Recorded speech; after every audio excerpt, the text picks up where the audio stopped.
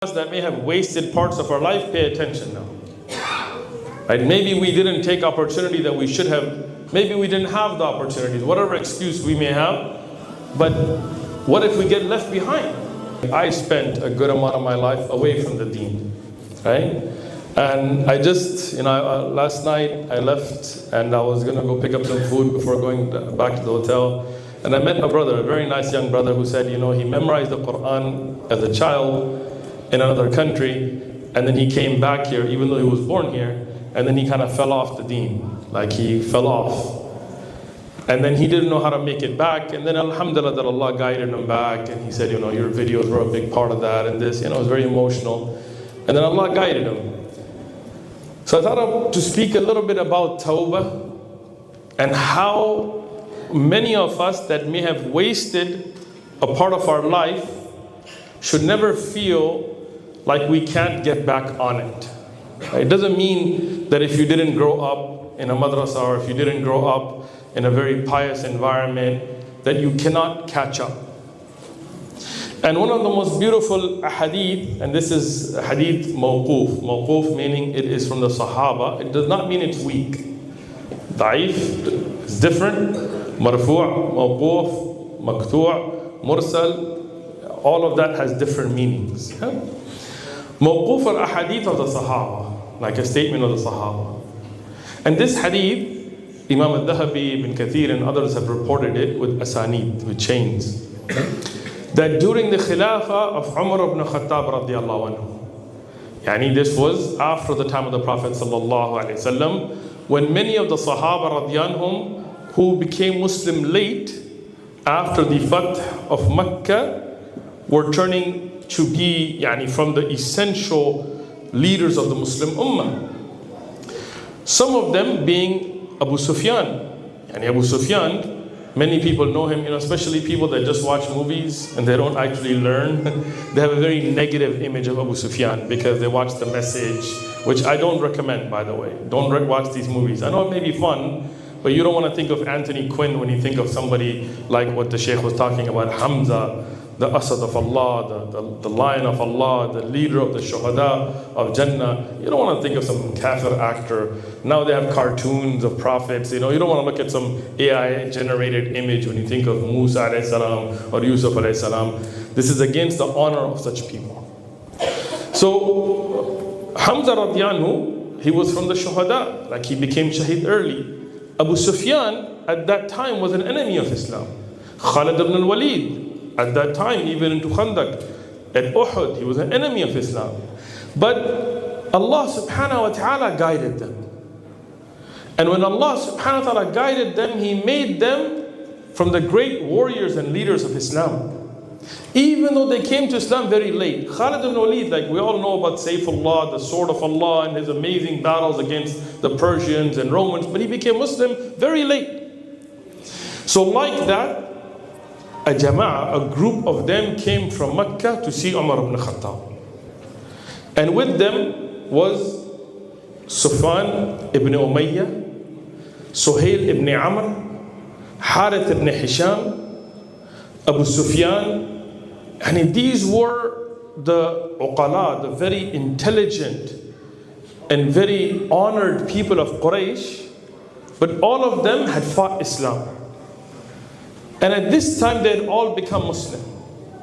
And they wanted to be dedicated to the deen. So when they came to see Umar ibn Khattab, Umar radiyan had them come sit. But Masjid al-Nabi was very small at the time. And the Sahaba would pack it. They would be there. So Umar saw Bilal radiyallahu anhu. Bilal radiyan had moved to Sham. Like he had moved out to Damascus. So when he would come, Umar radiyan became very happy. And he called Bilal radiyan close. And he told this jama'ah of the leaders of Quraysh, these honorable, these rich, powerful men who were Muslims too. It's not like they were bad people.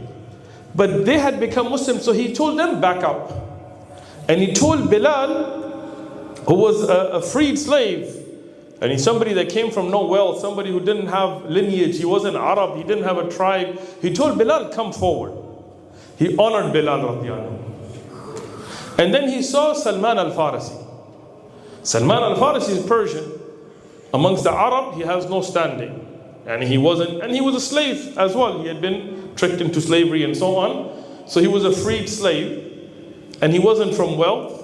And he didn't have the standing. But he was somebody that sacrificed and struggled and went through so much hardship and then was at the service of the Prophet ﷺ. So when Umar radiyan saw Salman al-Farisi, he told Salman, come close. And he told these leaders and these honored people and these big shots, back up. Because their sacrifice for Iman, Allah had honored them more. And he saw Miqdad ibn Aswad, who was also somebody who used to be a slave. And he called him close and he pushed them back. And he kept pushing them back until the place where people would put shoes. And in the early times, they would pray with the shoes in the masjid. Later on, as the masjid got nicer, some people would take the shoes off and so on. So at the entrance, they got pushed all the way back there.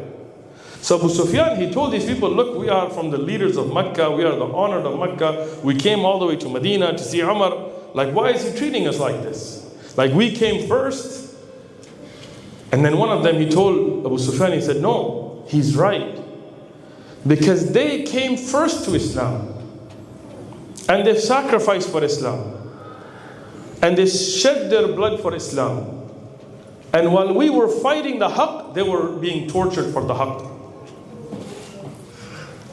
So they deserve it. So they said that's true. But then Abu Sufyan and Harith ibn Hisham is the brother of who? Amr ibn Hisham. Who's Amr ibn Hisham? Abu Jahl. So he is somebody that was from the powerful people of Mecca. So he tells him, he goes, Amr did the right thing. Why? Because they sacrificed. But what if we get left behind in Al-Jannah? So they said, let's go speak to Umar. So they went to Umar ibn Khattab and they said, hey Umar, what you did to us by pushing us back, we don't complain, you're right.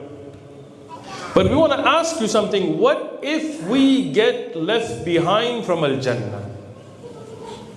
And many of us that may have wasted parts of our life, pay attention now. Right? Maybe we didn't take opportunity that we should have. Maybe we didn't have the opportunities, whatever excuse we may have. But what if we get left behind? So they told Umar ibn Khattab, what should we do? Umar told them, these people sacrificed. They gave up the luxuries of life.